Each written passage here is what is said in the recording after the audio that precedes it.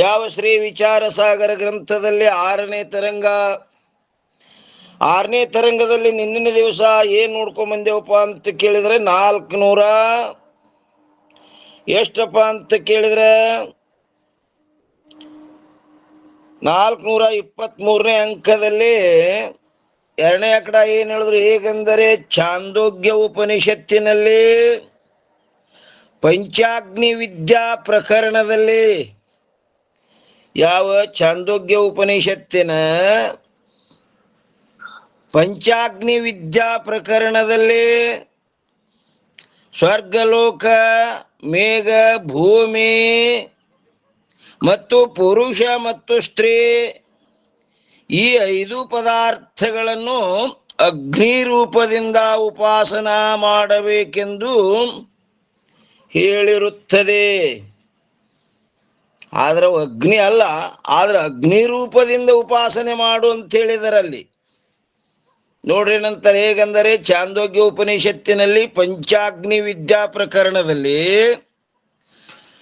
ಸ್ವರ್ಗಲೋಕ, ಮೇಘ, ಭೂಮಿ, ಪುರುಷ ಮತ್ತು ಸ್ತ್ರೀ ಈ 5 ಪದಾರ್ಥಗಳನ್ನು ಅಗ್ನಿ ರೂಪದಿಂದ ಉಪಾಸನ ಮಾಡಬೇಕೆಂದು ಹೇಳಿರುತ್ತದೆ. ಮತ್ತು ಶ್ರದ್ಧಾ, ಸೋಮ ಅಂದ್ರೆ ಅದೊಂದು ಬೆಳ್ಳಿ, ಸೋಮಲತಾ ಅಂತ ಬರ್ತದ. ಶ್ರದ್ಧಾ, ಸೋಮ, ವರ್ಷ ಅಂದ್ರೆ ನೀರು, ಮಳಿ, ಅನ್ನ ಹಾಗೂ ವೀರ್ಯ ಈ 5 ಪದಾರ್ಥಗಳನ್ನು ಪಂಚಾಗ್ನಿಗಳಿಗೆ ಅರ್ಪಿಸುವಂತ ಆಹುತಿ ರೂಪ ಉಪಾಸನೆಯನ್ನು ಮಾಡಲು ಹೇಳಿರುತ್ತದೆ. ಅದಕ್ಕೆ ಯದ್ಯಪಂತನ ಏನಂತಂದ್ರೆ ಅವ ಶಂಕಾ ಮಾಡ್ತಾನಿಲ್ಲಿ, ಸ್ವರ್ಗ ಮೊದಲಾದವುಗಳು ಅಗ್ನಿಗಳೇ ಅಲ್ಲ, ಅವಕ್ಕೆ ಅಗ್ನಿ ಅಂತ ಹೇಳ್ತೀರಲ್ಲ ನೀವು, ಅಗ್ನಿ ಅಲ್ಲವು. ಅದರಂತೆ ಶ್ರದ್ಧಾ ಮೊದಲಾದವುಗಳು ಆಹುತಿಗಳು ಅಲ್ಲವಲ್ಲ, ಅವು ಆಹುತಿ ಕೊಡುವ ಪದಾರ್ಥ ಅಂತ ಹೇಳ್ತೀರಿ, ಅವು ಅಲ್ಲಲ್ಲ ಅಂದವ. ಅದಕ್ಕೆ ತಥಾಪಿ ಸಮಾಧಾನಕಾರರು ಏನ್ ಹೇಳ್ತಾರ, ವೇದವು ಆಜ್ಞಾ ಮಾಡಿರುವುದರಿಂದ ಹಂಗ ಮಾಡ್ರಿ ಅಂತ ವೇದ ಆಜ್ಞಾ ಮಾಡ್ಯದ. ಸ್ವರ್ಗಲೋಕಾದಿಗಳನ್ನು ಅಗ್ನಿ ರೂಪದಿಂದಲೂ ಹಾಗೂ ಶ್ರದ್ಧಾದಿಗಳನ್ನು ಆಹುತಿ ರೂಪದಿಂದಲೂ ಉಪಾಸನೆಯನ್ನು ಮಾಡಿರುತ್ತಾರೆ. ವಾಲ್ ಕರೆ ಹಂಗ ಉಪಾಸನೆ ಮಾಡು ಅಂತ ವೇದ ವಿಧಿಯನ್ನು ಮಾಡ್ಯದ ಅನ್ನೋದ್ರ ಮ್ಯಾಗ ಇಲ್ಲೊಂದು ಟಿಪ್ಪಣಿ ಕೊಟ್ಟಾರ ನೋಡ್ರಿ. 453 ಎದ್ರ ಮ್ಯಾಗ ಬಂದದ, ಆಹುತಿ ರೂಪದಿಂದಲೂ ಉಪಾಸನೆಯನ್ನು ಮಾಡಿರುತ್ತಾರೆ ಅನ್ನೋದ್ರ ಮ್ಯಾಗ ಟಿಪ್ಪಣಿ ಕೊಟ್ಟಾರ ಪಂಡಿತ್ ಪೀತಾಂಬರಜಿಯವರು. ಏನ್ ಹೇಳ್ತಾರಪ್ಪ ಅಂತ ಕೇಳಿದ್ರೆ, ಈ ಪಂಚಾಗ್ನಿ ವಿದ್ಯೆಯ ಸರ್ವ ಪ್ರಸಂಗವನ್ನು ನಾವು ಪಂಚದಶಿಯ ಧ್ಯಾನ ದೀಪದ ಭಾಷಾ ಟೀಕೆಯ ಟಿಪ್ಪಣದಲ್ಲಿಯೂ ಅದರಂತೆ ಛಾಂದೋಗ್ಯದಲ್ಲಿಯೂ ಬರೆದಿರುತ್ತೇವೆ. ಇಚ್ಛೆ ಉಳ್ಳವರು ಅಲ್ಲಿ ನೋಡಿಕೊಳ್ಳಬಹುದು.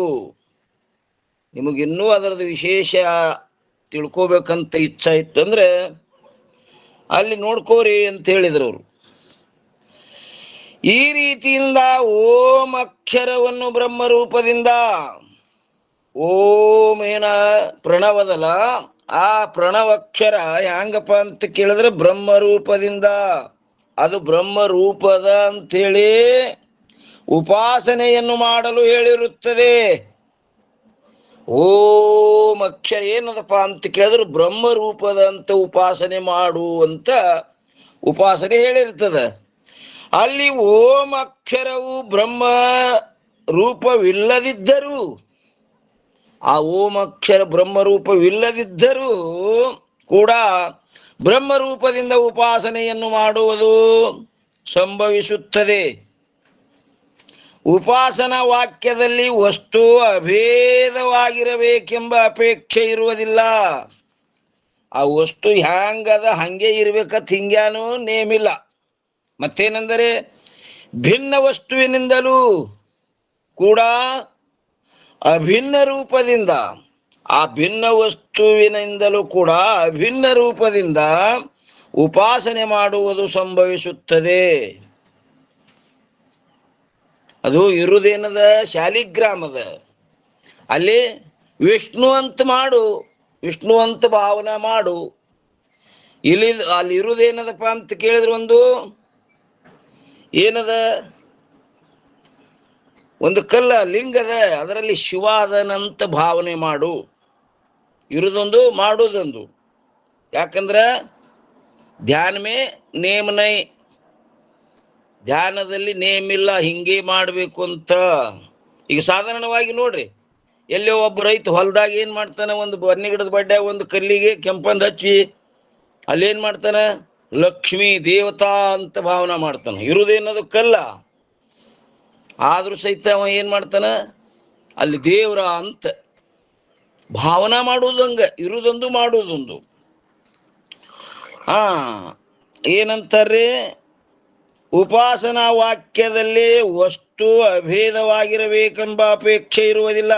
ಮತ್ತೇನೆಂದರೆ ಭಿನ್ನ ವಸ್ತುವಿದ್ದರೂ ಕೂಡ ಅಭಿನ್ನ ರೂಪದಿಂದ ಉಪಾಸನೆ ಮಾಡುವುದು ಸಂಭವಿಸುತ್ತದೆ. ಮತ್ತು ಇನ್ನು ವಿಚಾರದಿಂದ ನೋಡಿದ್ದಾದರೆ, ಇಲ್ಲಿ ವಿಚಾರನು ಪದ ಇಟ್ರು, ವಿಚಾರದಿಂದ ನೋಡಿದ್ದಾದರೆ ಬ್ರಹ್ಮದ ವಾಚಕವಾದ ಯಾವ ಓಂ ಅಕ್ಷರವಿರುವುದೋ ಅದು ತನ್ನ ವಾಚ್ಯವಾದ ಬ್ರಹ್ಮದೊಡನೆ ಅಭೇದವು ಕೂಡ ಸಂಭವಿಸುತ್ತದೆ. ಅದು ತನ್ನ ವಾಚ್ಯವಾದ ಬ್ರಹ್ಮದೊಡನೆ ಇದಂಗದ ಅಭೇದವು ಕೂಡ ಸಂಭವಿಸುತ್ತದೆ. ಆದರೆ ಘಟವೇ ಮೊದಲಾದ ಅನ್ಯ ಪದಗಳನ್ನು ಏನಂತಾರೆ? ಘಟವೇ ಮೊದಲಾದ ಅನ್ಯ ಪದಗಳು ತಮ್ಮ ತಮ್ಮ ಜಡರೂಪ ಅರ್ಥದೊಡನೆ ಅಭೇದವಾಗುವುದು ಸಂಭವಿಸುವುದಿಲ್ಲ. ಯಾಕಂದರೆ ಸರ್ವನಾಮರೂಪಗಳು ಏನವರೇ? ಸರ್ವನಾಮರೂಪಗಳು ಬ್ರಹ್ಮದಲ್ಲಿ ಕಲ್ಪಿತವಿರುತ್ತವೆ. ಅವೆಷ್ಟೇ ಇರ್ಲಿ, ಅವು ಸರ್ವನಾಮರೂಪಗಳು ಬ್ರಹ್ಮದಲ್ಲಿ ಹೆಂಗದವ? ಕಲ್ಪಿತ. ಹಾಗೂ ಬ್ರಹ್ಮವು ಅಧಿಷ್ಠಾನವಿರುತ್ತದೆ. ಆ ಕಲ್ಪಿತ ವಸ್ತುಗಳಿಗೆಲ್ಲ ಬ್ರಹ್ಮ ಏನದ? ಅಧಿಷ್ಠಾನದ. ಅಲ್ಲೇ ತೋರ್ಬೇಕಲ್ಲ ಅವೆಲ್ಲ. ಅವಕ್ಕೆಲ್ಲ ಆಧಾರ ಅಧಿಷ್ಠಾನ ಯಾವದಪ್ಪ ಅಂತ ಕೇಳಿದ ಬ್ರಹ್ಮ. ಅಧಿಷ್ಠಾನ ಅಂದ್ರೆ ಏನ್ರಿಪ್ಪ?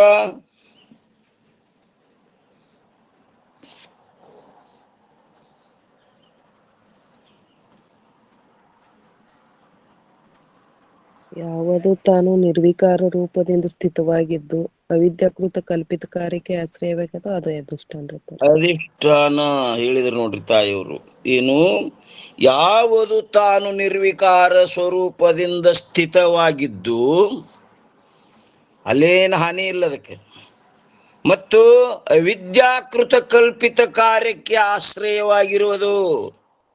ಇವೆಲ್ಲ ನಾಮರೂಪ ಏನವ? ಇವೆಲ್ಲ ವಿದ್ಯಾಕೃತ ಕಲ್ಪಿತ. ಅವಕ್ಕೆಲ್ಲ ಆಧಾರಧಿಷ್ಠಾನ ಯಾವದಾಗ್ಯದಪ್ಪ ಅಂತ ಕೇಳಿದ ಬ್ರಹ್ಮ.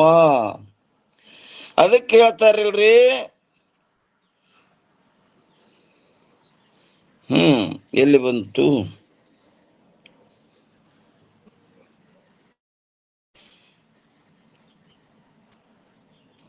ಏನಂತಾರ್ರಿ? ಬ್ರಹ್ಮದ ನಾಮ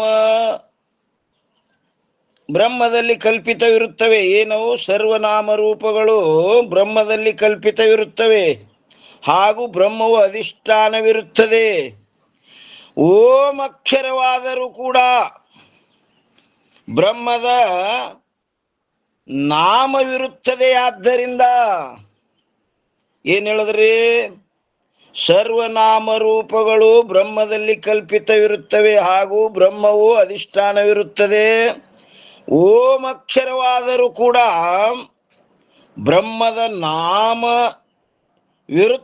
ಆದ್ದರಿಂದ ಬ್ರಹ್ಮದಲ್ಲಿ ಕಲ್ಪಿತವಿರುತ್ತದೆ. ಆ ನಾಮನು ಸಹಿತ ಏನಾಯ್ತು? ಓಂ ಅನ್ನೋದು ಸಹಿತ ಬ್ರಹ್ಮದ ನಾಮವಿರುತ್ತದೆ. ಆದ್ದರಿಂದ ಬ್ರಹ್ಮದಲ್ಲಿ ಕಲ್ಪಿತವಿರುತ್ತದೆ. ಅವದು ಓಂಕಾರ. ಕಲ್ಪಿತವಾದ ವಸ್ತು ಅಧಿಷ್ಠಾನಕ್ಕಿಂತಲೂ ಭಿನ್ನವಾಗಿರುವುದಿಲ್ಲ. ಆ ಕಲ್ಪಿತವಾದ ವಸ್ತು ಅಧಿಷ್ಠಾನಕ್ಕಿಂತ ಬೇರೆ ಇರ್ತದನದು ಇಲ್ಲ.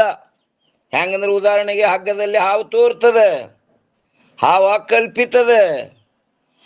ಕಲ್ಪಿತಿದ್ರು ಸಹಿತ ಅಧಿಷ್ಠಾನದೊಡನೆ ಬ್ಯಾರೆ ಅದನಂತ ಕೇಳಿದ್ರೆ ಬ್ಯಾರೆ ಇಲ್ಲ, ಅಧಿಷ್ಠಾನಕ್ಕಿಂತಲೂ ಭಿನ್ನವಾಗಿರುವುದಿಲ್ಲ. ಮತ್ತೇನೆಂದರೆ ಅಧಿಷ್ಠಾನ ರೂಪವೇ ಆಗಿರುತ್ತದೆ. ಈ ನಾಮ ಓಂ ಅನ್ನುವ ಏನದ ನಾಮ ಇದು ಕಲ್ಪಿತದ. ಕಲ್ಪಿತಿದ್ರು ಸಹಿತ ಅಧಿಷ್ಠಾನ ಸ್ವರೂಪದ. ಕಲ್ಪಿತ ವಸ್ತು ಅಧಿಷ್ಠಾನ ಸ್ವರೂಪ ಅಂತ ಶಂಕರಾಚಾರ್ಯರು ಒಪ್ಪ್ಯಾರವರು. ಕಲ್ಪಿತ ವಸ್ತು ಏನಾಯ್ತು? ಅಧಿಷ್ಠಾನ ಸ್ವರೂಪ.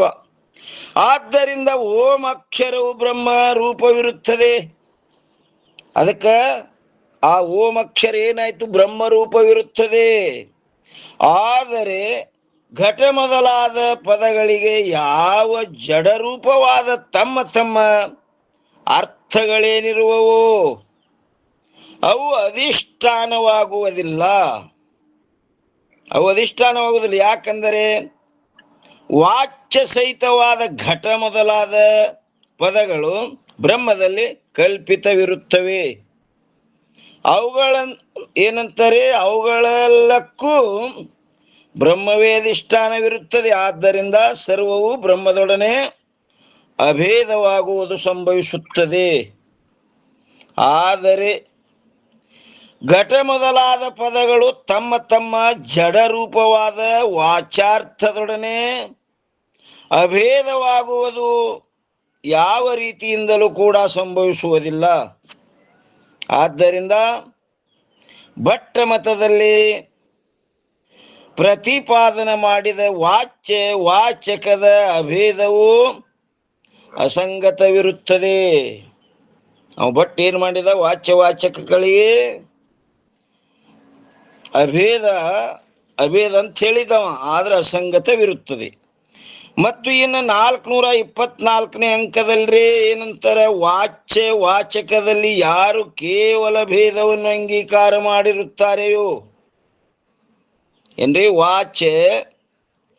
ವಾಚಕದಲ್ಲಿ ಯಾರು ಕೇವಲ ಭೇದವನ್ನು ಅಂಗೀಕಾರ ಮಾಡುತ್ತಾರೆಯೋ ಅವರ ಮತದಲ್ಲಿ ಭಟ್ಟನು ಈ ದೋಷವನ್ನು ಕೊಡುತ್ತಾನೆ.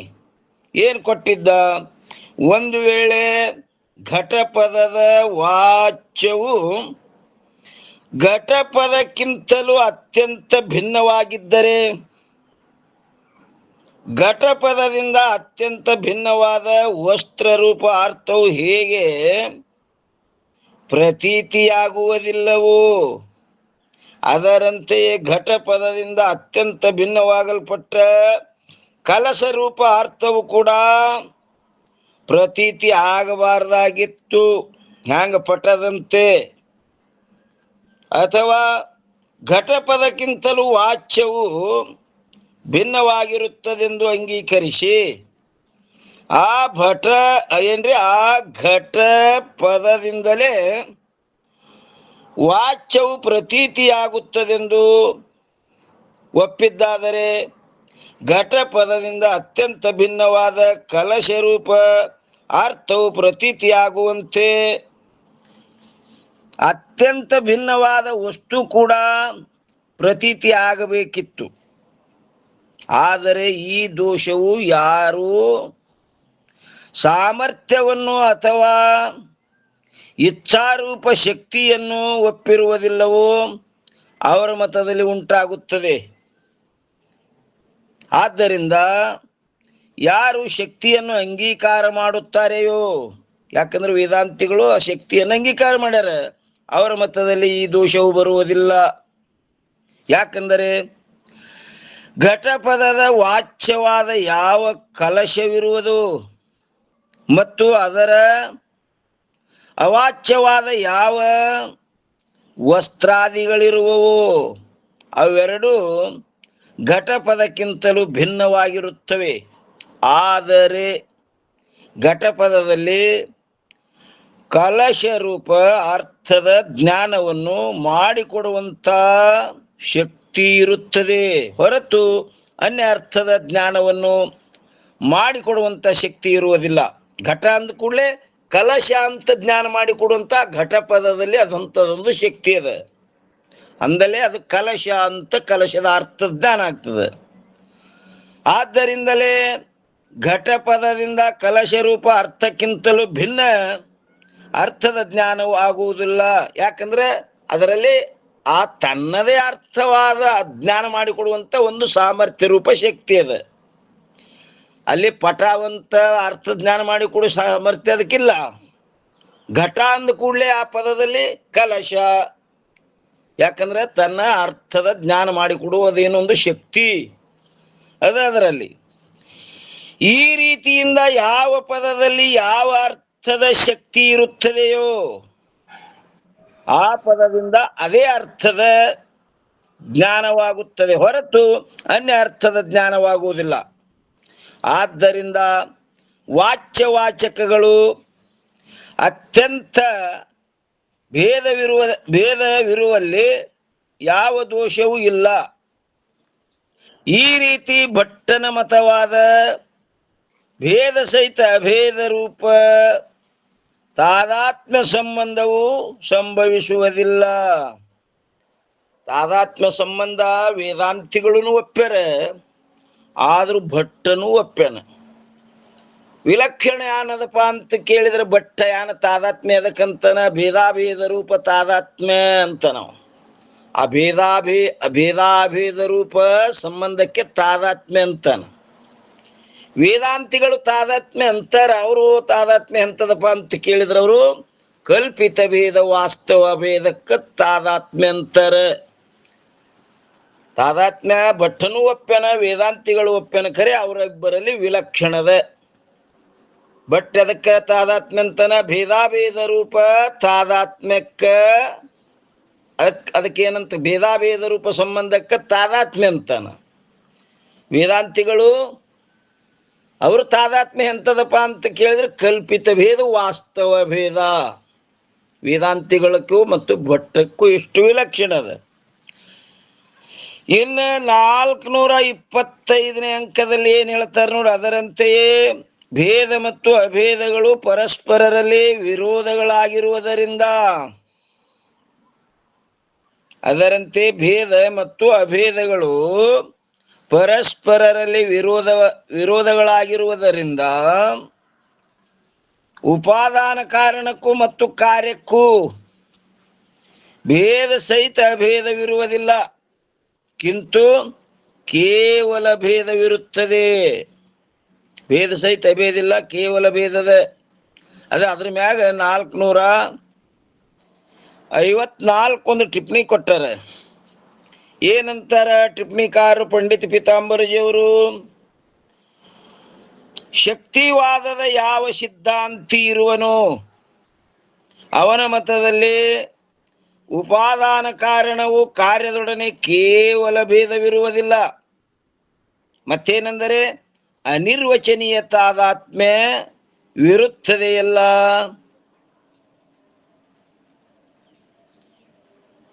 ಯದ್ಯಪಿಗಾರ ಏನಂತನ್ರಿ, ಶಕ್ತಿವಾದದ ಯಾವ ಸಿದ್ಧಾಂತಿ ಇರುವನೋ ಅವನ ಮತದಲ್ಲಿ ಉಪಾದಾನ ಕಾರಣವು ಕಾರ್ಯದೊಡನೆ ಕೇವಲ ಭೇದವಿರುವುದಿಲ್ಲ.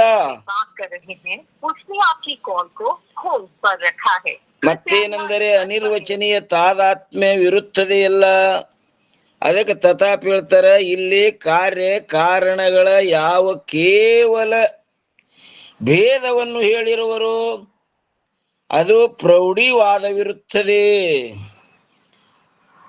ಅದು ಕಾರ್ಯಕಾರಣ ಕೇವಲ ಭೇದ ಏನು ಹೇಳ್ಯಾರಲ್ಲ, ಅದು ಹೇಳುದು ಹ್ಯಾಂಗದಪ್ಪ ಅಂತ ಕೇಳಿದ್ರೆ ಅದು ಪ್ರೌಢಿವಾದ.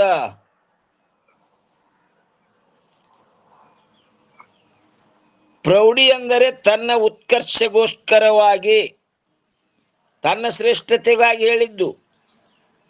ಹಿಂದೆ 2ನೇ ತರಂಗದಾಗೂ ಬಂದಿತ್ತಲ್ಲಿ ಅಧ್ಯಾಸ ವಿಷಯ ಹೇಳು ಮುಂದೆ. ಯಾವ ದೋಷ ಇಲ್ಲಂದ್ರು ಅಧ್ಯಾಸ ಆಗ್ತದ ಹೋಗಂತ ಬಿಟ್ಟಿದ್ರು. ಯಾವ ದೋಷ ಇಲ್ಲಂದ್ರೆ ಅಧ್ಯಾಸ ಆಗಂಗಿಲ್ರಿ ಅದು. ಒಂದು ಅವಿದ್ಯಾ ಒಂದು ದೋಷ ಇದ್ರೆ ಆಗ್ತದ. ಹಂಗ್ಯಾಕೆ ಹೇಳಿದ್ರ ಅಂದ್ರೆ ಅವ್ರು ಪ್ರೌಢಿವಾದದಿಂದ ಹೇಳ್ಯಾರ ಅವರು. ಹಾ, ಪ್ರೌಢಿವಾದವೆಂದರೆ ತನ್ನ ಉತ್ಕರ್ಷಗೋಸ್ಕರವಾಗಿ ವಾದ ಅಂದರೆ ಕಥನ ಮಾಡುವುದೇನಿದೆಯೋ ಅದು ಪ್ರೌಢಿವಾದದ ಸ್ವರೂಪವಿರುತ್ತದೆ. ಮತ್ತು ಅದರ ಲಕ್ಷಣವು ಈ ಪ್ರಕಾರವಿರುತ್ತದೆ. ಏನಂದ್ರೆ ಪ್ರತಿವಾದಿಯ ಮಾತನ್ನು ಒಪ್ಪಿದ್ದರೂ ಕೂಡ, ಅವ್ರ ಮಾತು ಒಪ್ಪಿದ್ದರೂ ಕೂಡ ತನ್ನ ಮತದಲ್ಲಿ ದೋಷವನ್ನು ತೋರಿಸದೆ ಪರಿಹಾರ ಮಾಡಿಕೊಳ್ಳುವುದಕ್ಕೆ ಪ್ರೌಢಿವಾದವೆಂದು ಹೇಳುತ್ತಾರೆ.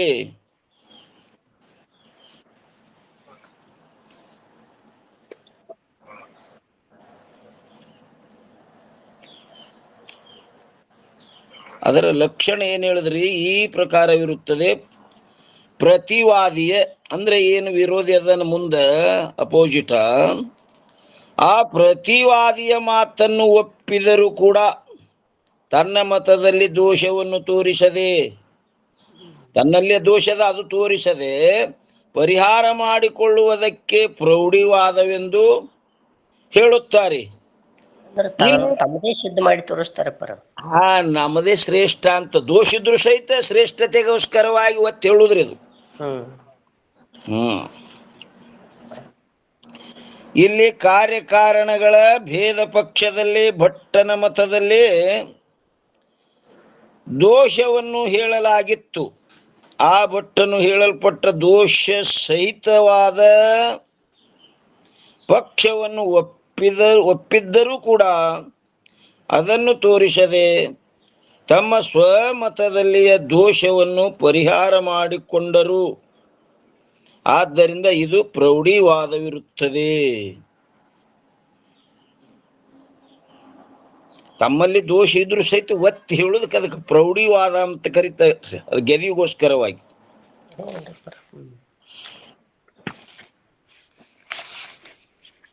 ಕಿಂತು ಕೇವಲ ಭೇದವಿರುತ್ತದೆ.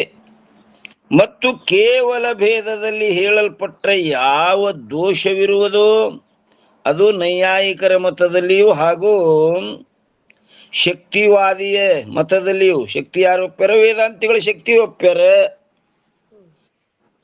ಅವರಲ್ಲಿಯೂ ಬರುವುದಿಲ್ಲ. ಯಾಕಂದರೆ ಕಾರಣ ಕಾರ್ಯಗಳ ಅತ್ಯಂತ ಭೇದದಲ್ಲಿ ಹೇಳಲ್ಪಟ್ಟ ದೋಷವೇನೆಂದರೆ, ಒಂದು ವೇಳೆ ಮೃತ್ಪಿಂಡದಿಂದ ಅತ್ಯಂತ ಭಿನ್ನವಾದ ಘಟವು ಉತ್ಪತ್ತಿ ಆಗುತ್ತದೆ ಎಂದು ಹೇಳಿದ್ದಾದರೆ, ಅತ್ಯಂತ ಭಿನ್ನವಾದ ತೈಲ ಅಂದ್ರೆ ಎಣ್ಣೆವೂ ಕೂಡ ಮೃತ್ಪಿಂಡದಿಂದ ಉತ್ಪತ್ತಿ ಆಗಬೇಕಾಗಿತ್ತು. ಹಾಗಾದರೆ ಅತ್ಯಂತ ಭಿನ್ನವಾದ ತೈಲವು ಉತ್ಪತ್ತಿ ಆಗುವುದಿಲ್ಲವೆಂದು ಹೇಳಿದರೆ ಅತ್ಯಂತ ಭಿನ್ನವಾದ ಘಟವು ಕೂಡ ಮೃತ್ಪಿಂಡದಿಂದ ಉತ್ಪತ್ತಿ ಆಗಬಾರದಿತ್ತು.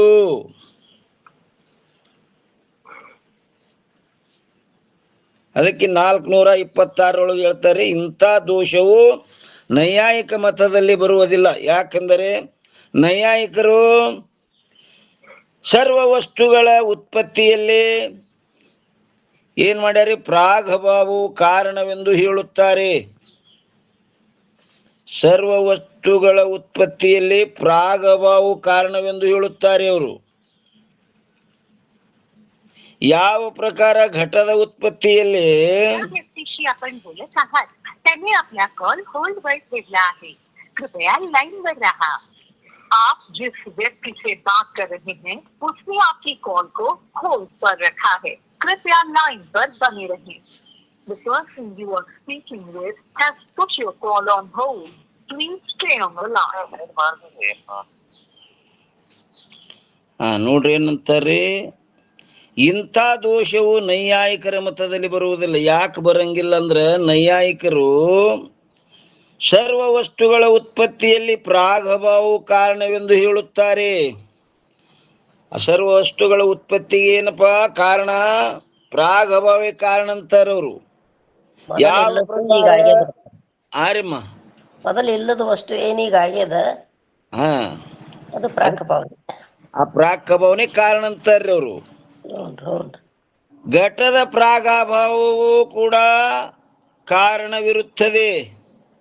ಅದರಂತೆಯೇ ಸರ್ವದರ ಪ್ರಾಗಭಾವವು ಸರ್ವದರ ಉತ್ಪತ್ತಿಯಲ್ಲಿ ಕಾರಣವಿರುತ್ತದೆ. ಆ ಘಟದ ಪ್ರಾಗಭಾವವು ಘಟದ ಉಪಾದಾನ ಕಾರಣವಾದ ಮೃತ್ಪಿಂಡದಲ್ಲಿ ಇರುತ್ತದೆ ಹೊರತು ಅನ್ಯದರಲ್ಲಿರುವುದಿಲ್ಲ. ಆ ಪ್ರಾಗಭಾವ ಎಲ್ಲಿರ್ತದಪ್ಪ ಅಂತ ಕೇಳಿದ್ರೆ ಮೃತ್ಪಿಂಡದಲ್ಲಿ ಇರುತ್ತದೆ ಹೊರತು ಅನ್ಯದರಲ್ಲಿ ಇರುವುದಿಲ್ಲ. ಆ ಘಟದ ಪ್ರಾಗಭಾವ ಎಲ್ಲಿರ್ತದಂದ್ರೆ ಮೃತ್ಪಿಂಡದಲ್ಲಿ. ಮಣ್ಣೊಳಗಾದ್ರೆ ದಂಡ ಚಕ್ರಾದಿಗಳಲ್ಲಿ ಇಲ್ರಿ. ಇಲ್ಲ. ಇನ್ನು ಎರಡನೇ ಅಕಡ ಏನ್ ಹೇಳ್ತಾರೆ, ತೈಲದ ಪ್ರಾಗಭಾವವು ಏನ್ರಿ, ತೈಲದ ಪ್ರಾಗಭಾವವು ತೈಲದಲ್ಲಿ ತೈಲ ಅಂದ್ರೆ ಎಳ್ಳೆ ಆಗ್ತದ, ತೈಲದಲ್ಲಿ ಇರುತ್ತದೆ ಹೊರತು ಎಳಿನಲ್ಲಿ ಇರ್ತಾವ್ರಿ. ಎಳಿನಲ್ಲಿ ತಿಲ್ಲ ಆಗ್ಬೇಕು ನೋಡ್ರಿಪ್ಪ. ತಿಲ ರೀ, ತಿಲ ತಿಲ ಆಗ್ಬೇಕಾಗಿತ್ರಿ ಅದು. ಅಂದ್ರೆ ಹೇಳ್ರಿ. ಕುಲಾಲ ದಂಡ ಚಕ್ರಗಳು ಕಾರಣಗಳಾಗಿರ್ತವೆ ಅಂತ ಬಿಟ್ರಿ ಪರ. ಎರಡನೇ ಕಡೆ ನೋಡ್ರಿ, ತೈಲದ ಪ್ರಾಗಭಾವವು ತಿಲ್ಲದಲ್ಲಿ ಇರುತ್ತದೆ ಹೊರತು ಅನ್ಯದರಲ್ಲಿ ಇರುವುದಿಲ್ಲ. ತಿಲ್ಲ ಅಂದ್ರೆ ಎಳ್ಳ ಕಾಳ. ಇನ್ನ ಈ ರೀತಿ ಸರ್ವ ಕಾರ್ಯಗಳ ಪ್ರಾಗಭಾವವು ಆಯಾಯ ಉಪಾದಾನ ಕಾರಣಗಳಲ್ಲಿಯೇ ಇರುತ್ತದೆ. ಯಾವ ಪದಾರ್ಥದಲ್ಲಿ ಯಾವುದರ ಪ್ರಾಗಭಾವವಿರುತ್ತದೆಯೋ ಆ ಪದಾರ್ಥದಿಂದ ಅದೇ ಉತ್ಪತ್ತಿಯಾಗುತ್ತದೆ ಹೊರತು ಅನ್ಯ ವಸ್ತು ಉತ್ಪತ್ತಿಯಾಗುವುದಿಲ್ಲ. ಮೊದಲು ಎಣ್ಣೆ ಇದ್ದಿದ್ದಲ್ಲ, ಈಗ ಎಣ್ಣೆ ಆಯ್ತು, ಇದರಂತೆ ಎಲ್ಲ ತಗೋರಿ ಅಂತಾರೆ ಅವ್ರು. ಅಂದ್ರೆ ತನ್ನ ಉಪಾದಾನ ಕಾರಣದಲ್ಲೇ ಇರ್ತದ್ರಿ ಅದು. ಹೌನ್ರಿ ಪರ. ಮೊದಲ ಇಲ್ಲದ್ದು ಏನು ಮಣ್ಣೆ ಇತ್ತು, ಮೃತ್ತಿಕೆ ಆಯ್ತು. ಇದು ಎಣ್ಣೆ ಏನದ, ಮೊದಲು ಕಾಳನೆ ಇತ್ತು, ಧಾನ್ಯ ಇತ್ತು, ಹಿಂದಗಡೆ ಎಣ್ಣೆ ಆಯ್ತ್ರಿ. ಎಣ್ಣೆ ಆಯ್ತು. ಇನ್ನು ಒಂದೇ ಕಡೆ ಹೇಗೆಂದರೆ ಮೃತ್ಪಿಂಡದಲ್ಲಿ ಘಟದ ಪ್ರಾಗಭಾವವಿರುತ್ತದೆ. ಆದ್ದರಿಂದ ಮೃತ್ಪಿಂಡದಿಂದ ಘಟವೇ ಉತ್ಪತ್ತಿ ಆಗುತ್ತದೆ ಹೊರತು ತೈಲವಲ್ಲ. ಎಣ್ಣೆ ಆಗುವುದಿಲ್ಲ ಮೃತ್ಪಿಂಡದಿಂದ. ಮತ್ತು ಇನ್ನು ಎರಡನೇ ಕಡೆ ತೈಲದ ಪ್ರಾಗಭಾವವು ತಿಲ ಅಂದ್ರೆ ಎಳ್ಳುಗಳಲ್ಲಿ ಇರುತ್ತದೆ. ಆದ್ದರಿಂದ ಎಳ್ಳುಗಳಿಂದ ತೈಲವೇ ಉತ್ಪತ್ತಿ ಆಗುತ್ತದೆ ಹೊರತು ಘಟವಲ್ಲ. ಎಳ್ಳಿನಿಂದ ಘಟ ಹುಟ್ಟಂಗಿಲ್ಲ, ಯಾಕಂದ್ರೆ ಅದು ಉಪಾದಾನ ಕಾರಣ ಇಲ್ಲ ಅದ್ರಾಗ.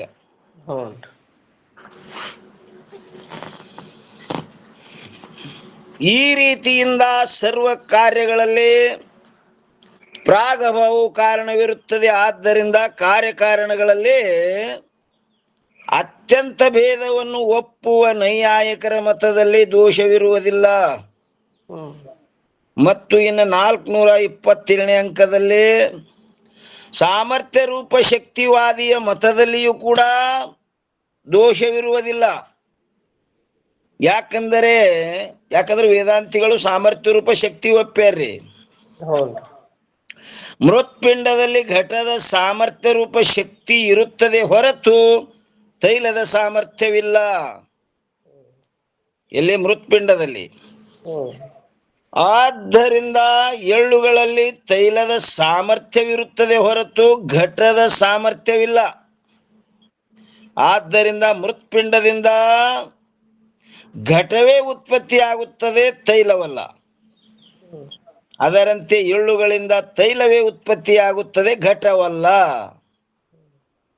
ಈ ರೀತಿಯಿಂದ ಉಪಾದಾನ ಕಾರಣಕ್ಕೂ ಮತ್ತು ಕಾರ್ಯಕ್ಕೂ ಅತ್ಯಂತ ಭೇದವನ್ನು ಒಪ್ಪುವುದರಲ್ಲಿ ಯಾವ ದೋಷವಿಲ್ಲ. ಆದರೆ ಭೇದಾಭೇದವು ಅಸಂಗತವಿರುತ್ತದೆ.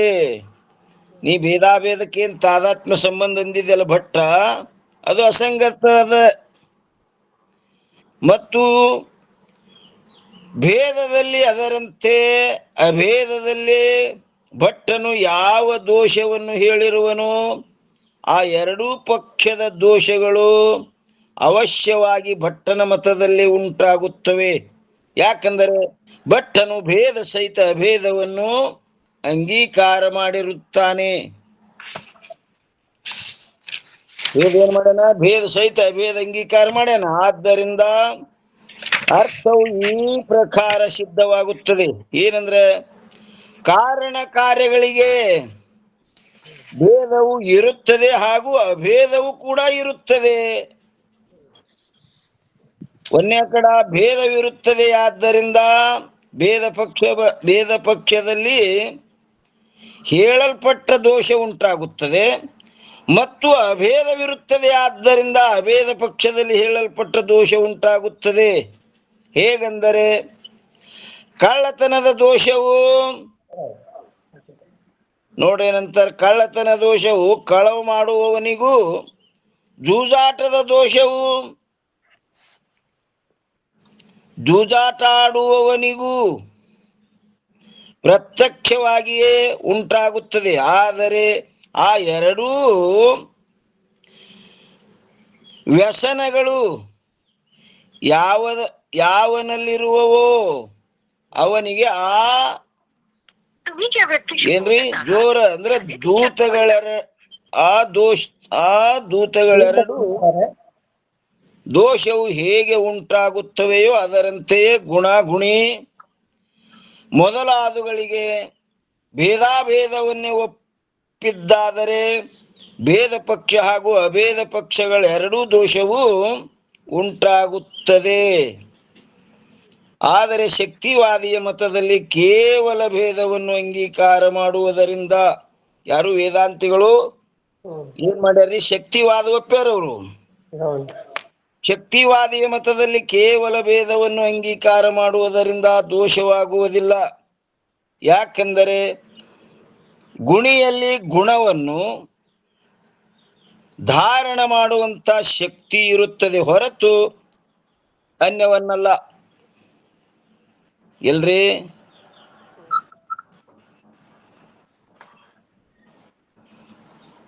ಗುಣಿಯಲ್ಲಿ ಗುಣವನ್ನು ಧಾರಣ ಮಾಡುವಂತ ಶಕ್ತಿ ಇರುತ್ತದೆ ಹೊರತು ಅನ್ಯವನ್ನಲ್ಲ. ಅದೇ ನೀಲಿ ಧರ್ಮಿಯಲ್ಲಿ ಧರ್ಮಿಯಲ್ಲಿ ಧರ್ಮವನ್ನು ಧಾರಣ ಮಾಡುದು. ಗುಣಿ ಅಂದ್ರೆ ಧರ್ಮಿ. ಗುಣಿಯಲ್ಲಿ ಗುಣವನ್ನು ಧಾರಣ ಮಾಡುವಂತ ಶಕ್ತಿ ಇರುತ್ತದೆ ಹೊರತು ಅನ್ಯವನ್ನಲ್ಲ. ಗುಣಿ ನೋಡ್ರಪ್ಪ, ಕಣ್ಣಿನಲ್ಲಿ ಗುಣಿಯನ್ನು ಕಣ್ಣನ್ನು ತಿಂದಿ ತೋರಿ ಗುಣ ರೂಪವನ್ನು ಧಾರಣ ಮಾಡೋದೇ ಇರ್ತದ್ರಿ. ಅಲ್ಲಿ ಶಬ್ದದಲ್ಲ. ಹ್ಞೂನ್ರಿ, ಇಲ್ರಿ. ಅಲ್ಲದೆ ಅದೇನು ರೂಪದಲ್ರಿ, ಅದು ಒಂದೇ ಸ್ವೀಕಾರ ಮಾಡೋದು. ಅದು ಒಂದನೇ ಧಾರಣ ಮಾಡುವ ಶಕ್ತಿ ಅದರಿ ಅದಕ್ಕೆ.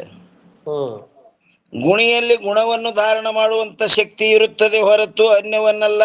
ಭೇದ ಪಕ್ಷದಲ್ಲಿ ಹೇಳಲ್ಪಟ್ಟ ದೋಷವು ಯಾವುದೆಂದರೆ ಘಟದ ರೂಪ ಮೊದಲಾದವುಗಳು ಯಾವ ಪ್ರಕಾರ ಘಟದಿಂದ ಭಿನ್ನವಿರುತ್ತವೆಯೋ ಅದರಂತೆ ಪಟ ಮೊದಲಾದವುಗಳಾದರೂ ಕೂಡ ಘಟದಿಂದ ಭಿನ್ನವಿರುತ್ತವೆ. ಅಂದ ಮೇಲೆ ರೂಪ ಮೊದಲಾದವುಗಳಂತೆ ಪಟ ಮೊದಲಾದವುಗಳು ಘಟದಲ್ಲಿ ಇರಬೇಕಾಗಿತ್ತು, ಅಥವಾ ಪಟ ಮೊದಲಾದವುಗಳಂತೆ ರೂಪ ಮೊದಲಾದವುಗಳು ಕೂಡ ಇರಬಾರದಾಗಿತ್ತು. ಇಂಥ ದೋಷವು ಶಕ್ತಿಯನ್ನು ಅಂಗೀಕಾರ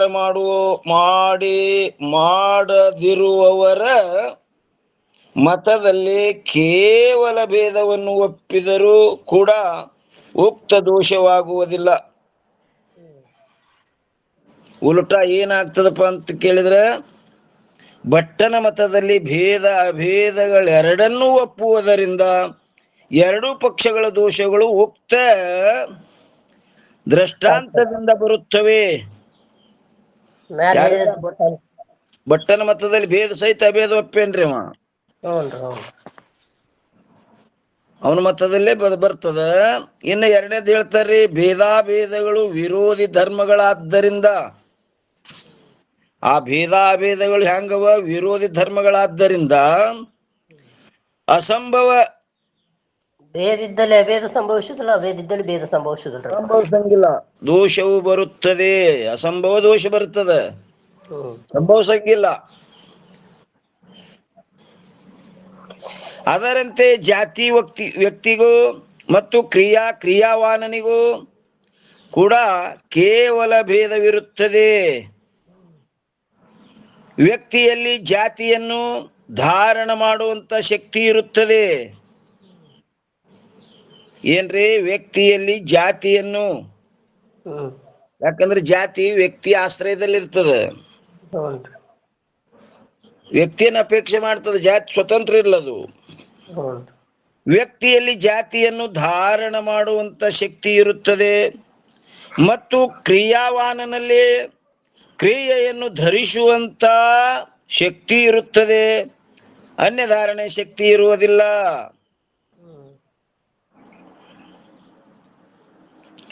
ಈ ರೀತಿಯಿಂದ ಉಪಾದಾನ ಕಾರಣಕ್ಕೂ ಕಾರ್ಯಕ್ಕೂ ಅದರಂತೆ ಗುಣಗುಣಿ ಮೊದಲಾದವುಗಳಿಗೂ ಭೇದಾಭೇದ ರೂಪ ತಾದಾತ್ಮ್ಯ ಸಂಬಂಧವು ಹೆಂಗದಪ್ಪ ಅಂದ್ರೆ ಅಸಂಗತವಿರುತ್ತದೆ. ಯಾವ ಭಟ್ಟನ ಮತ ಏನ್ ಹೇಳಿದ್ರಿ? ಭೇದಾಭೇದ ತಾದಾತ್ಮ್ಯ ಸಂಬಂಧ ಹೇಳಿದವ, ಅದು ಅಸಂಗತವಿರುತ್ತದೆ.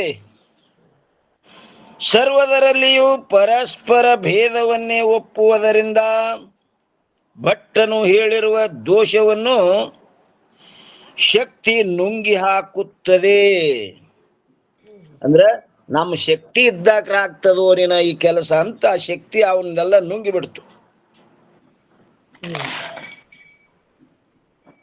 ಯದ್ಯಪಿ ಅಂತನ್ರಿ ಇಲ್ಲಿ ಏನಂತಾನ, ವೇದಾಂತ ಸಿದ್ಧಾಂತದಲ್ಲಿಯೂ ಕೂಡ ಕಾರ್ಯ ಗುಣ ಜಾತಿ ಕ್ರಿಯೆಗಳಿಗೂ ಕ್ರಮವಾಗಿ ಉಪಾದಾನ ಗುಣಿ ವ್ಯಕ್ತಿ ಕ್ರಿಯಾವಾನಗಳಿಗೂ ಅತ್ಯಂತ ಭೇದವಿರುವುದಿಲ್ಲ. ಕಿಂತು ತಾದಾತ್ಮ ಸಂಬಂಧವನ್ನೇ ಅಂಗೀಕಾರ ಮಾಡಿರುತ್ತಾರೆ ಎಲ್ಲ ಅಂದವ. ಯಾರು? ಯದ್ಯಪಿಗಾರ್ರಿ. ಅವರು ತಾದಾತ್ಮ್ಯ ಸಂಬಂಧವನ್ನು ಅಂಗೀಕಾರ ಮಾಡ್ಯಾರಲ್ಲ. ವೇದಾಂತ ಮತದಲ್ಲಿ ಭೇದಾಭೇದ ರೂಪ ತಾದಾತ್ಮ್ಯ ಸಂಬಂಧವಿರುವುದಿಲ್ಲ. ವೇದಾಂತಿಗಳು ಭೇದಾಭೇದ ರೂಪ ತಾದಾತ್ಮ್ಯ ಹೇಳಿಲ್ಲ. ಅವರ ತಾದಾತ್ಮ್ಯನೇ ಬೇರೆ, ಭಟ್ಟನ ತಾದಾತ್ಮ್ಯನೇ ಬೇರೆ. ತಾದಾತ್ಮ್ಯ ಹೇಳ್ಯಾರಂದ್ರೆ ಎಂತ ತಾದಾತ್ಮ್ಯ ಹೇಳ್ಯಾರ ಇವರು? ಭೇದಾಭೇದ ರೂಪ ತಾದಾತ್ಮ್ಯ ಹೇಳಿಲ್ಲ. ಮತ್ತೆಂಥದ್ದು ಹೇಳ್ಯಾರಂದ್ರೆ ಕಲ್ಪಿತ ಭೇದ ವಾಸ್ತವ ಭೇದ, ಇದಕ್ಕೆ ತಾದಾತ್ಮ್ಯ ಅಂದಾರ ಅವರು.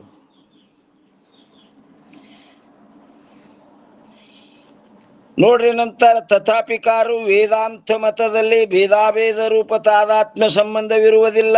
ವೇದಾಂತದಲ್ಲಿ ಮತ್ತೇನೆಂದರೆ ಭೇದ ಮತ್ತು ಅಭೇದಗಳಿಗೆ ವಿಲಕ್ಷಣವಾದ ಅನಿರ್ವಚನೀಯ ರೂಪ ತಾದಾತ್ಮ್ಯ ಸಂಬಂಧವಿರುತ್ತದೆ ಅಂತ ಸಂಬಂಧ ಹೇಳ್ಯಾರ ಇವರು. ಅನಿರ್ವಚನೀಯ ತಾದಾತ್ಮ್ಯ, ಅನಿರ್ವಚನೀಯ ಅಂದ್ರೆ ವಚಿಸಲಿಕ್ಕೆ ಬಾರದು.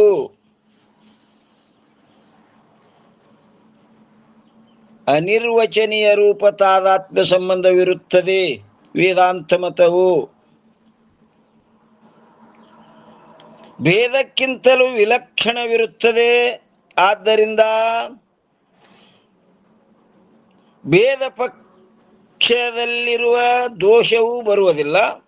ಹಾಗೂ ಎರಡನೇದ್ದು ಅಭೇದಕ್ಕಿಂತಲೂ ವಿಲಕ್ಷಣವಿರುತ್ತದೆ. ಆದ್ದರಿಂದ ಅಭೇದ ಪಕ್ಷದಲ್ಲಿರುವ ದೋಷವೂ ಬರುವುದಿಲ್ಲ. ಈ ರೀತಿಯಿಂದ ವೇದಾಂತ ಸಿದ್ಧಾಂತದಲ್ಲಿ ಭೇದಾಭೇದಕ್ಕಿಂತಲೂ ವಿಲಕ್ಷಣವಾದ ಅನಿರ್ವಚನೀಯ ತಾದಾತ್ಮ್ಯ ಸಂಬಂಧವಿರುತ್ತದೆ. ಅಂತ ಸಂಬಂಧಪ್ಪ ಅನಿರ್ವಚನೀಯ ತಾದಾತ್ಮ್ಯ ಸಂಬಂಧ ಅಂತ ಹೇಳಿದ್ರು. ಅದ್ರ ಮ್ಯಾಗ ಒಂದು ಟಿಪ್ಪಣಿ ಕೊಟ್ಟಾರ. ಅನಿರ್ವಚನೀಯ ತಾದಾತ್ಮ್ಯ ಅನ್ನೋದ್ರ ಮ್ಯಾಗ 455 ಏನಂತಾರೆ? ಯದ್ಯಪಿ ಎಲ್ಲಿ ಕೇವಲ ಭೇದವಿರುತ್ತದೆ ಅಲ್ಲಿ ತಾದಾತ್ಮ್ಯವು ಸಂಭವಿಸುವುದಿಲ್ಲ. ಎಲ್ಲಿ ಕೇವಲ ಭೇದವಿರುತ್ತದೆಯೋ ಅಲ್ಲಿ ತಾದಾತ್ಮ್ಯವು ಸಂಭವಿಸುವುದಿಲ್ಲ. ಯಾಕೆಂದರೆ ಅಭೇದ ಜ್ಞಾನಕ್ಕೆ ವಿಷಯವಾಗುವುದರ ನಾಮವೇ ಏನಂತಾರೆ? ಅಭೇದ ಜ್ಞಾನಕ್ಕೆ ವಿಷಯವಾಗುವುದರ ಜ್ಞಾನವೇ ತಾದಾತ್ಮ್ಯವಿರುತ್ತದೆ. ಆದ್ದರಿಂದ ಕೇವಲ ಭೇದವಿರುವಲ್ಲಿ ಅಭೇದ ಜ್ಞಾನವಾಗುವುದು ಸಂಭವಿಸುವುದಿಲ್ಲ. ಕೇವಲ ಭೇದಿರಲ್ಲಿ ಅಭೇದ ಜ್ಞಾನ ಆಗುವುದು ಸಂಭವಿಸಂಗಿಲ್ಲ. ಆ ಕಾರಣದಿಂದ ತಾದಾತ್ಮ್ಯ ಸಂಬಂಧದಲ್ಲಿ ಅಭೇದದ ಅಪೇಕ್ಷೆ ಇರುತ್ತದೆ. ಮತ್ತು ಎಲ್ಲಿ ಕೇವಲ ಅಭೇದವಿರುವುದು ಅಲ್ಲಿ ಸಂಬಂಧವಾಗುವುದು ಏನ್ರಿ? ಕೇವಲ ಅಭೇದವಿರುವುದು ಅಲ್ಲಿ ಸಂಬಂಧವಾಗುವುದು ಸಂಭವಿಸುವುದಿಲ್ಲ. ಯಾಕೆಂದರೆ ಸಂಬಂಧವು ಎರಡು ಪದಾರ್ಥಗಳಲ್ಲಿ ಸಂಭವಿಸುತ್ತದೆ. ಸಂಬಂಧದಲ್ಲಿ ಎರಡು ಪದಾರ್ಥಗಳಲ್ಲಿ ಸಂಭವಿಸುತ್ತದೆ. ಆದರೆ ತನ್ನ ಸ್ವರೂಪದೊಡನೆ ತನ್ನ ಸಂಬಂಧವು ಸಂಭವಿಸುವುದಿಲ್ಲ. ತನ್ನ ಸ್ವರೂಪದೊಡನೆ ತನ್ನ ಸಂಬಂಧ ಸಂಭವಿಸ್ತದೇನ್ರಿ? ಒಂದೇ ವಸ್ತುವಿನಲ್ಲೇ ಸಂಬಂಧ ಇರುವುದಿಲ್ಲಪ್ಪ. ಆದ್ರೂ ಕೂಡ ಸಂಬಂಧ ಆಗ್ಬೇಕದು. ಅದು ಸ್ವರೂಪಿ ಅದ. ಆದ್ದರಿಂದ ಎಲ್ಲ ಸಂಬಂಧಗಳಲ್ಲಿ ಭೇದದ ಅಪೇಕ್ಷೆ ಇರುತ್ತದೆ. ಎಲ್ಲ ಸಂಬಂಧಗಳಲ್ಲಿ ಏನದ? ಭೇದ ಇತ್ತಂದ್ರೆ ಅಲ್ಲಿ ಸಂಬಂಧ ಆಗ್ತದೆ. ಇನ್ನು ತಾದಾತ್ಮ್ಯವು ಕೂಡ ಒಂದು ಸಂಬಂಧವಾಗಿರುತ್ತದೆ. ಆದ್ದರಿಂದ ಆ ತಾದಾತ್ಮ್ಯವು ಭೇದವನ್ನು ಕೂಡ ಅಪೇಕ್ಷಿಸುತ್ತದೆ. ಈ ರೀತಿಯಿಂದ ಭೇದ ಅಭೇದಗಳೆರಡೂ ಇಲ್ಲದೆ ತಾದಾತ್ಮ್ಯ ಸಂಬಂಧವು ಸಂಭವಿಸುವುದಿಲ್ಲ. ಮತ್ತು ವಿರೋಧಿಗಳಾದ ಭೇದಾಭೇದಗಳು ಒಂದೇ ಸ್ಥಾನದಲ್ಲಿ ಇರುವುದಿಲ್ಲವಲ್ಲ. ಆ ಭೇದನೋದ ಅಭೇದನೋದ ಅಂದ್ರೆ ಎರಡು ಒಂದೇ ಸ್ಥಾನದಾಗ ಇರ್ತಾವೇನ್ರಿ? ಹಾ. ತಥಾಪಿ ಇಲ್ಲಿ ಕಲ್ಪಿತ ಭೇದ ಸಹಿತ ವಾಸ್ತವ ಅಭೇದಕ್ಕೆ ತಾದಾತ್ಮ್ಯ ಸಂಬಂಧವೆಂದು ಹೇಳುತ್ತಾರೆ. ಒಂದು ಕಲ್ಪಿತ ಬೇಕಲ್ಲಿ. ಕಲ್ಪಿತ ಭೇದ ಸಹಿತ ವಾಸ್ತವ ಅಭೇದಕ್ಕೆ ತಾದಾತ್ಮ್ಯ ಸಂಬಂಧವೆಂದು ಹೇಳುತ್ತಾರೆ. ಅಂದರೆ ಇಲ್ಲಿ ಭೇದಾಭೇದಕ್ಕಿಂತಲೂ ವಿಲಕ್ಷಣವಾದ ತಾದಾತ್ಮ್ಯವು ಹೇಳಲ್ಪಟ್ಟಿತು. ಇದರ ಅಭಿಪ್ರಾಯವು ಈ ಪ್ರಕಾರವಿರುತ್ತದೆ. ಏನದಪ್ಪ ಅಂತ ಕೇಳಿದ್ರೆ, ಒಂದೇ ಕಡ ಭೇದಕ್ಕಿಂತಲೂ ವಿಲಕ್ಷಣವೆಂದು ಹೇಳುವುದರಿಂದ ವಾಸ್ತವ ಭೇದದಿಂದ ರಹಿತವಾಗಿದೆ ಎಂದು ಹೇಳಿದಂತಾಯಿತು. ಏನಂತಾರ್ರಿ? ಭೇದಕ್ಕಿಂತಲೂ ವಿಲಕ್ಷಣವೆಂದು ಹೇಳುವುದರಿಂದ ವಾಸ್ತವ ವಾಸ್ತವವಾಗಿ ಭೇದ ಅನ್ನೋದಿಲ್ಲ ಇಲ್ಲಿ ರಹಿತವಾಗಿದೆ ಎಂದು ಹೇಳಿದಂತಾಯಿತು. ಆದ್ದರಿಂದ ಕಲ್ಪಿತ ಭೇದ ಸಹಿತವೆಂದು ತಿಳಿದುಕೊಳ್ಳಬೇಕು. ಆ ಭೇದ ಹೆಂಗದ? ಕಲ್ಪಿತದಿದು, ಸತ್ತಿಲ್ಲ. ವಾಸ್ತವ ಭೇದ ಅಲ್ರಿ. ಕಲ್ಪಿತ ಭೇದದದು. ಅಭೇದಕ್ಕಿಂತಲೂ ವಿಲಕ್ಷಣವೆಂದು ಹೇಳುವುದರಿಂದ ಕಲ್ಪಿತ ಅಭೇದದಿಂದ ರಹಿತವಾಗಿದೆ ಎಂದು ಹೇಳಿದಂತಾಯಿತು. ಆದ್ದರಿಂದ ವಾಸ್ತವ ಅಭೇದವೆಂದು ತಿಳಿಯಬೇಕು. ಈ ರೀತಿಯಿಂದ ವೇದಾಂತ ಸಿದ್ಧಾಂತದಲ್ಲಿ ಕಲ್ಪಿತ ಭೇದ ಸಹಿತ ವಾಸ್ತವ ಭೇದಕ್ಕೆ ತಾದಾತ್ಮ್ಯ ಸಂಬಂಧವೆಂದು ಹೇಳಿರುತ್ತದೆ. ಎಲ್ರಿ? ವೇದಾಂತ ಸಿದ್ಧಾಂತದಲ್ಲಿ. ವೇದಾಂತ ಅಂದ್ರೆ ಅದಕ್ಕಂತಾರಮ್ಮ? ವೇದಾಂತ ಅಂದ್ರ ಉಪನಿಷತ್. ಬರೋಬರಿ. ವೇದಾಂತ ವೇದ ಶಿರೋಭಾಗ ಉಪನಿಷತ್. ವೇದಾಂತ ಅಂದ್ರೆ ವೇದಾಂತೋನಾಂ ಉಪನಿಷತ್ ಪ್ರಮಾಣಂ ಸದುಪಕಾರಿಣಿ ಬ್ರಹ್ಮಸೂತ್ರಾದಿಂಚ ವೇದಾಂತ. ಸಿದ್ಧಾಂತ ಅಂದ್ರೆ ಏನ್ರಿಮ್ಮ? ಅಂತ್ಯ ನಿರ್ಣಯ ಸಿದ್ಧಾಂತರ ಪರ. ಅಂತ್ಯ ನಿರ್ಣಯಕ್ಕೂ ಸಿದ್ಧಾಂತ ಕಹಿ. ಇನ್ನು ಅಬಾಧಿತ ಅರ್ಥ ನಿಶ್ಚಯಕ್ಕೂ ಸಿದ್ಧಾಂತ. ಹ್ಞೂನ್ರಿ. ಅಬಾಧಿತ ಅರ್ಥ ನಿಶ್ಚಯ ಮಾಡಿ ಕೊಡ್ತಿರ್ಬೇಕ್ರಿ ಅದು. ಬಾಧೆ ಒಂದದ್ದು ಯಾವ್ದಾದ್ರೆ ಅದನ್ನ ನಿಶ್ಚಯ ಮಾಡಿ ಕೊಡ್ತೀವಿ. ಅಬಾಧಿತ ಬಾಧ ಹೊಂದುದಲ್ಲ. ಹ್ಮ್. ದೃಷ್ಟಾಂತಗಳು ಬಾಧಿತ ಅರ್ಥವನ್ನು ಸಿದ್ಧ ಮಾಡಿ ಕೊಡ್ತಾವು. ಹ್ಞೂನ್ರಿ. ಸಿದ್ಧಾಂತ ಹಂಗಲ್ಲ. ಅಬಾಧಿತ ಅರ್ಥ ಎಂದೂ ಬಾಧ ಹೊಂದಲಾರಂತ ಅರ್ಥವನ್ನ ಸಿದ್ಧ ಮಾಡಿ ಕೊಡ್ತದ. ಅಬಾಧಿತಾರ್ಥ ಸಿದ್ಧ ಅಬಾಧಿತ ಅರ್ಥ ನಿಶ್ಚಯಕ್ಕೂ ಸಿದ್ಧಾಂತ. ಈ ರೀತಿಯಿಂದ ವೇದಾಂತ ಸಿದ್ಧಾಂತದಲ್ಲಿ ಕಲ್ಪಿತ ಭೇದ ಸಹಿತ ವಾಸ್ತವ ಭೇದಕ್ಕೆ ತಾದಾತ್ಮ್ಯ ಸಂಬಂಧವೆಂದು ಹೇಳಿರುತ್ತದೆ. ಇದಕ್ಕೆ ಅನಿರ್ವಚನೀಯ ತಾದಾತ್ಮ್ಯ ಸಂಬಂಧವೆಂದು ಹೇಳುತ್ತಾರೆ. ಇದಕ್ಕೆ ಅನಿರ್ವಚನೀಯ ತಾದಾತ್ಮ್ಯ ಸಂಬಂಧ ಅಂದ್ರೂ ಒಂದೇ, ಕಲ್ಪಿತ ಭೇದ ವಾಸ್ತವ ಭೇದ ಅಂದ್ರೂ ಒಂದೇ. ಪರ್ಯಾಯ ಪದಗಳು ನೋಡ್ರಿ. ಪರ್ಯಾಯ ಅಂದ್ರೆ ಪರ ಅನೇಕ ಶಬ್ದ ಏಕಾರ್ಥವಾಚಕ ಪರ್ಯಾಯ. ಶಬ್ಬಾಷ್, ಬರೋಬ್ಬರಿ ಬತ್ ನೋಡ್ರಿ. ಅನೇಕ ಶಬ್ದ ಏಕಾರ್ಥವಾಚಕ ಪರ್ಯಾಯ. ಟಿಪ್ಪಣಿ ಮುಗಿತಲ್ರಿ?